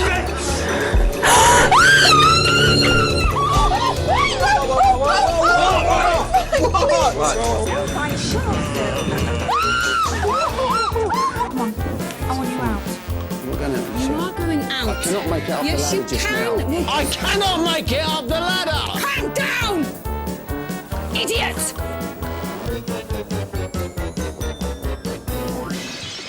Obviously, I added the music to that. That's not from the show. But that's what it became. It became a pantomime where every single frickin' episode, Yvette Fielding and her crew of reprobates, this is going out live, right? How legally can we talk about the Most Haunted crew? I have to, anyway, moving on. Ran around, scaring themselves silly, and then the show stopped. It got too much. But America took notice of all of this, right? Now, what I will say before I go into all of that is, there's one famous moment in Most Haunted, which I think in 30 seconds sums up the problem with it. And I'm going to show you a clip now of one of my favourite episodes, only very short. Derek Acorah. Do you know who Derek Acorah is? Derek Acorah, for those who don't know, is a person who speaks to the dead for a living. The professional word is bullshit artist. But, you know, he likes to get, you know, speak to the dead. He goes to the venue, goes, oh, yes, I'm sensing Margaret's here, or Sir Jack the Brave is here, or whatever it is. His job is to make things happen because nothing happens on Most Haunted. So the psychic's role is to basically fill in the gaps where there's no drama, where there's no history. Now, in this clip, Derek Acorah is in this house with Yvette and Carl. Carl's the husband in that clip who got a slap in the face, well earned. And the story is, if I remember rightly, is that there is a ghost called Richard the Brave, or Richard or something, and then his wife, Mary, died. They both died, and so in the afterlife now, they are both searching for each other. Oh, how romantic, how beautiful, how spectral. However, when Derek gets possessed, it comes out like this. I know the name Robert walks round, and I know Mary does, but there's this peace and calm and spiritual activity there with... You all right? Hold on. What is it, Derek? You all right? Mary loves Dick. Mary loves Dick. Now, to be fair, we all do, to some extent. Whether you appreciate it or love them, either way, I can agree with that. But Derek Acora became the star of that show because he was the kind of the hidden secret factor, the kind of the je ne sais quoi of Most Haunted. And then Yvette Fielding kicked him out because he got too popular. Fact. I'll go into this a little bit later, but I did work with Derek Acora on a live touring show, and if nothing else that proves that psychics aren't real and do not have any powers, it's the story that I had with him. So I was presenting this show. Derek Acora was basically it was like a Most Haunted live. I'll go into it a little bit later. But I was presenting it. Derek Acora was a psychic. We were talking, and at the time, I just started dating this girl. And this girl was like, I really like Derek Acora. Can I meet him? So I was like, yeah. During the show, stand to the side, and when he comes off stage, just say hello. So that happened, and he goes off stage, and I see them talking. And as I'm trying to do the hosting thing, I see my girlfriend's face go from Derek Acora to Derek. And I was going, what's going on? So when I had my break, I went down and said, what did Derek say to you? And she said, well, he says that I'm in, Paul, you're in love with me very much, and it's going to be passionate, and then we're going to get married in 6 months and have kids, and there's going to be 4 kids, and we're going to live happily ever after. And they're like, calm down. And it freaked her out, and we broke up. And if that doesn't prove that Derek Acora is full of shit, I do not know what does, right? So, Derek Acora. So that story, yeah. So I got back into it. I started watching all these shows. Derek, the great thing as well is that Most Haunted as well has this formula to it, to the point where I created a thing called Most Haunted Bingo, where if you watch an episode of Most Haunted, if you decide to put yourself through that misery, play the game. So if any of the casts were Yvette, Carl, some special guest, usually Paul O'Grady, Stuart swears, any of that, get the corners off. But some of my favourite ones are Yvette has a breakdown or cries, that's a nice one. Jake the demon appears, that's quite a fun one. Carl and Yvette have a fight, someone bottles it and has to leave. My favourite one, a door opens or closes. And I tell you what, by and large, if you're watching a whole episode, you'll get at least 15 out of the 25 done. So I would start watching it with this in mind, going, oh, come on, I want a cast member to be touched, and not emotionally, So I started watching it. So I was a huge fan of Most Haunted, really got into it. But then the show kind of met its natural end and stopped. However, going back to what I was saying earlier, the Americans were taking note. And so in America, a show started on the Sci-Fi Channel called Ghost Hunters. And Ghost Hunters, basically what it did was it took Most Haunted and tried to make it sensible. So the guys who presented it, I can't remember their names right now, which is a shame because I've watched over 500 frickin' episodes of that show. They were basically plumbers called TAPS, right? The North Atlantic Paranormal Society, I think that's what it stood for. And they would go from place to place to place to place to place hunting ghosts. Great TV. And there was no psychic involved as well. It was all science, it was all based on evidence, it was all based on tangible evidence. And it became a huge success. Now, the 2 guys who present that show now are multi-millionaires, to the point where now they'll go to a hotel, say, yes, it's haunted, get loads of coverage on TV about it, and then buy the hotel. Very savvy. However, that did lead to just a few knockoffs. Just a few people, a few channels, a few shows that would spin on the Most Haunted formula, or the Ghost Hunters formula. Just a few shows. And that's just a few of them. I'll go through a few of the ones, my favourite ones, right? If we go back, so Ghost Hunters, there you go, favourite ones there. Dead Tennant, nothing to do with David Tennant, calm down, Doctor Who fans. Spook School, that could be interpreted quite racially. What else? Ghost Hunters International. That was great. Ghost Hunters International was taking the exact same format of Ghost Hunters, except they went around the world Transylvania, Sweden, Rill. The most fantastic place in the world. So they were going there. And there was another spin-off to Ghost Hunters called Ghost Hunters International, which did the very savvy thing of marrying two great formats. So they married the format of Ghost Hunters to the X Factor, where they would train up a whole team of ghost hunters, then whittle them down to one or two, and then they would join the main show. Fascinating, also rubbish. So there's so much there. Sixth Sense with Colin Fry. He's a human piece of scum. Actually, I shouldn't say that because obviously people do like him. And, you know, whether you believe in ghosts or not, people still believe in psychics. That's fine. I'm not here to judge you. Maybe afterwards I might. But Colin Fry was interesting because he died a year or so ago. And he said, similar to Houdini, he said something to the effect of, when I go, I'm going to pass over a special word so you know I'm coming from the dead and talking to you. So I went onto his Facebook page and went, ooh, when's Colin Fry going to release his secret magic word to prove ghosts exists? And people were outraged and quite angry. And one person commented and said to me, how dare you make fun of the dead for your own personal professional gain? Colin Fry fans said that to me. What else we got? Pet Psychic. I never saw that show, but Christ, do I want to see it. Antiques Ghost Show. Again, great title, never seen it. What else? The Haunting of, I won't go into this too much, but Haunting of is they take a celebrity and they talk to the celebrity about their favourite haunting. And one of my favourite episodes has Meatloaf on the episode. And the episode builds to a crescendo where it's basically Meatloaf shouting at an empty shower saying, I'm better than you, dead person. Do you have a platinum-selling album? No. There was that. I'll haunt you when I'm dead, obviously. What else? Haunted Collector. Oh, this was great. This was, again, married two different formats. It took the Ghost Hunters format and married it with Bargain Hunt. So this guy, this ghost collector, would go around America collecting ghostly objects for his museum. So imagine this, but full of typewriters, if you can. And there was the pilot episode. He goes into, actually, funnily enough, it is a typewriter. He goes to this hotel, and the hotel owner goes, look, we think we've got a haunted typewriter up in the attic, because every now and then we'll hear it go tick, tick, tick, tick, tick, tick, tick, tick, ting. So the ghost collector waves all his doodads over it. It goes beep, beep, beep, beep, beep, and he goes, oh, I think it's haunted. Let me take it to an expert and see what they say. So the ghost collector takes this typewriter to an expert in typewriters, and the typewriter expert looks at it and goes, where did you get this? This is fascinating. This is one of the first or earliest typewriters made in America with the QWERTY keyboard layout. This is fascinating. This must be worth, I don't know, $7,000. And the ghost collector goes, huh. Right, so he takes it back to the hotel owner and says to the hotel owner, yes, your typewriter's very haunted. If you want us to take it off your hands, we'll do it for free.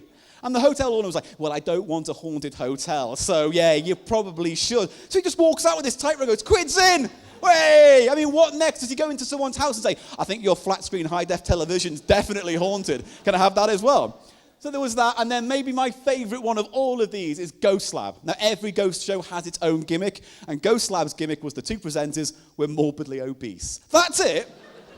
That's it. There were two guys dressed like Ghostbusters. So they had the jumpsuits on, all their equipment and great big backpacks stacked with gadgets and K2 meters hanging off them and measurement details and all these kind of things. And they would go from town to town in their Ghost Lab van, like the Scooby van, but depressing. And they would go from place to place. And again, my favorite episode is where they go to New York and they go to a tenement building. Because on the top floor of this tenement building, there is a room with allegedly a poltergeist, a ghost that likes to strangle people, because in life they believe that this poltergeist was a serial killer and he used to choke people in New York, and now he carries on in the afterlife the deeds he did when he was alive. So these two ghost hunters come into this building again, packed out, huge guys, big backpacks on, all their equipment, all their computers, all their gadgets. They go into the building and they see the major flaw in their logic. The lifts broke. And now they have to go up 18 flights of stairs. And seriously, the montage of them going, oh God, oh God, oh, was fun on a button, right? So they finally get to the haunted apartment on the top floor, and the first ghost hunter kicks the door in. It's all very dramatic, and he steps through onto the threshold of the apartment, and within 3 or 4 seconds, he goes, oh God, something's crushing my chest. And I'm thinking, no, what you've done there, mate, is you've confused supernatural with cholesterol. Similar things. So all these shows I really love and adore. I really do love them, and I got obsessed with them to the point where To cut a very long story short, I had a massive mental breakdown and tried to kill myself. Comedy! So I went through this whole process of going to counsellors and taking the drugs and seeing the doctors and all the kinds of things I thought would help me get a better mental frame of mind. And nothing was really working until one doctor took me aside and went, listen, what you might want to do is get an activity, get something that gets you out of the house, meeting new people, get you out of your comfort zone, get you out of your miserable little flat, and get you meeting people. So he said, well, why don't you do a sport, an activity, get out of the house? And I was like, I think I might go ghost hunting. So I started going ghost hunting. And I started joining all these ghost hunt groups. And I went around the UK going to asylums and cemeteries and hospitals and hotels and all these kind of weird and wonderful places hunting for ghosts. Now, what I say with this is, when you watch a show like any of the ones I've listed, they're all very dramatic and very scary. However, ghost hunting in real life is not like that at all. In fact, I like to compare it to fishing. Ghost hunting and fishing. Seriously, very similar activities. They both involve sitting around for hours doing nothing and both lying about what you caught, right? So that's it in a nutshell. So I started going ghost hunting, and I really started enjoying it. The thing is, you think, who would go to these things? Lots of people would go to these ghost hunts, not just weird little awkward nerds like me. There was like families who would go, hen nights, stag parties, all taking part. Because there's paranormal tourism now, where for about £30, £40, you can spend the night in a haunted venue with experts. They give you all the gadgets you've seen on the TV, and you get to run around in the middle of the night, 3 or 4 in the morning, hunting for ghosts. It's kind of fun. One of my favourite places I went to was a place called the Hellfire Caves, I believe. I've got it here. Yeah, here's an image of the Hellfire Caves. It's in West Wickham. The backstory to it was, in the late 1500s, early 1600s, religion was a big thing in this country. So if you weren't Catholic, you were in trouble, right? So one guy called Lord Dashwood decided to go, you know what, sod that. I like orgies. I'm going to have orgies. So he built, in this chalk hill in West Wickham, a place called the Hellfire Caves. This is the big area of it. And the idea was that you could go there if you were privileged. And American presidents went to this as well, and all kinds of things, and they'd have orgies, and people said there was black magic, but that was all just fear-mongering. By and large, it was just a place where very rich people got drunk and fucked each other. To the point where, to prove how Lord Dashwood was so ingrained in this idea of having a sexy, spooky party, is that the actual design of the Hellfire Caves resembles male and female sexual organs. There you go. So you got the entrance there, you go down towards the ovaries, the womb, the banqueting hall, the vagina, great big vagina there, testicles, not so big. The shaft, thinking outside the box with that title. The river Styx, which is a little underground lair, and the inner temple. And if to stick it to religion even more so, this place was built intentionally 300 feet below the ground of a church. So while people upstairs were moaning and groaning, praying to God, they were downstairs moaning and groaning, praying to God. Right? They were having a whale of a time. So I went to this place, and it was fascinating because, like I said, it was a wonderful place to explore. Really spooky, really scary. When you turn the lights off in the middle of when you go on the ghost hunt and they turn all the lights off, you literally can't see your hand in front of your face like that. You just can't. It is pitch black. It's really scary. There were lots of people there that night. There was a family there. Weirdly, a guy brought his 2 kids, again, a stag party, some experts, some ladies who had just gone to every single ghost hunt ever, they were there. And then this guy, this kind of 70-year-old guy, who came with a briefcase. And when he opened up his briefcase, it turned out he was a ghost hunter extraordinaire. He didn't need the toys of the organising company. He brought his own suitcase full of hearing equipment and EVP meters and goggles and night vision, all this kind of stuff. He brought his own set, and he was like, yes, I shan't be needing any of your assistance. And he just wandered off and had his own little adventure in the middle of the night, right? So he wandered off. And so at this point, I hadn't gotten over kind of my fear of the dark. So I was kind of braving myself to do what I could. So at about 2, 3 in the morning, I found myself in the hidden temple. Everyone else had gone off and were hiding around the womb and were doing a Ouija board session at that time. So I was left alone to kind of be by myself. So I'm there in the inner temple, it's pitch black, and everyone else had gotten all their gadgets. So some people had the meters, some people had the goggles. All I could get were the hearing enhancers. Basically headphones you put on your ear, obviously, and you wave the little wand about, and it would improve your hearing by, I think, like 40 decibels, whatever it was. It basically doubled your hearing, so you could hear every single whisper, every single movement, every single breath. So I'm standing there in the dark, alone, and for about half an hour, nothing's happening, and the fear's subsiding and the boredom's kicking in. And then, as I'm about to give up, I hear this voice go, stop. So I stopped, because it was freaky and it sounded scary and decrepit. And I thought, no, I'm going to conquer this. And I went, hello? And then I heard this voice again in my ears go, stop. okay, little thought came out. I was a little bit scared. So I thought, you know what, I'm going to try and follow the voice. So I started moving, and the shuffling of my feet was being picked up by the hearing. And then I got halfway up the shaft, and the voice went, stop. So I stopped, right, quite quickly.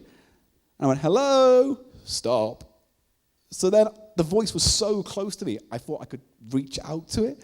So in the pitch black, I can't see a thing. My hand just raises, and I'm shaking, and I'm fearful. And I reach forward, and my eyes are closed, even though it's in the dark. I edge forward, and then on the tip of my fingertips, I feel this cold shoulder in the dark. And I went, ah! And then a 70-year-old man wearing hearing enhancers also went, ah! Because it turned out that old man who had the suitcase had wandered off himself, and we were chasing each other around the shaft half the night, both thinking we were ghosts. And the saddest sound you will ever hear in your life is the sound of a 70-year-old man thinking his time is up, right? The scariest thing. He went home in an ambulance. No, he didn't. You don't take him home, you take him to a hospital. So that was one of my adventures, right? And because I'd been on so many of these, I became a bit of a, I won't say celebrity, but lots of ghost hunter people knew me. And this production company came towards me and said, listen, you're a comedian, you stand up, you've presented. Would you like to host a Most Haunted style show that goes around all the theatres in the UK and does live ghost hunts? We lock the audience in, we do the Ouija boards, the table tipping, we get the psychic on board, we get it all on. This is where I met Derek Acora. And the show became known as Psychic and Science. Now, to give you an idea of the content of the show, look at the size of the word psychic. And then look at the size of the word science, right? That gives you an idea of what the ratio was to rational and irrational thought. There's me, looking all trendy, aren't I cool? There's one of the psychics who was on the show with me. In there is a guy called Richard Felix. He was well known on Most Haunted. He was a historian. He was the person who would go, oh yes, this building was built by this guy in this year. He was there to be the historian, and he was on our tour as well. There's Denise there, again, one of the co-hosts of the show with me. We'd all work together ghost hunting around the UK, but I love Richard Felix so much, because he's wonderful and warm, but he's batty as hell. And the best story I like to hear and tell about Richard Felix sums him up perfectly, because we were talking about what he likes to get up to, and he was saying, yeah, you know what? Richard Felix tells this story. He goes, yeah, you know what? One year, because the friend next door to me owns a farm, I thought I'd hang my own goose. You know, I'd pluck my own goose and have my own goose for Christmas. So he asked the farmer for the goose, and the farmer went, what you need to know is, when you do it, you've got to hang the turkey or goose upside down, so all the blood drains to its neck. Once it gets to there, you break its neck, you chop it off, you bleed it out, so put some plastic down, right? You bleed it out, and then once it's gone, you can pluck it and eat it. To cut a very long story short, the turkey escaped, and he almost burnt his house down. So we went around ghost hunting, and it was really fantastic. The first show was really weird, though. It was in Weston-super-Mare. Yeah, the elderly hang around there. So good high percentage of ghosts, I would have thought. We did the show, and then in my earpiece, the producer says, just so you know, we've got religious protesters outside saying this show is evil. And I was like, yes, awesome. How awesome is that, right? So I thought in the interval, I would go out and just say hello to them. So I went outside expecting to see a whole mass of miserable old people. And I was right. It was basically 4 old ladies holding Bibles, all just basically chanting and doing the Lord's Prayer over and over again. And I went up to them and went, listen, why don't you come in and see the show? It's not evil. It's good. We're talking about the science of ghost hunting. We're talking about ghosts, all the kind of things you need to know. It's not an evil show. And one little old lady, no word of a lie, walks up to me and spits in my face. And so my instant reaction was just to go, it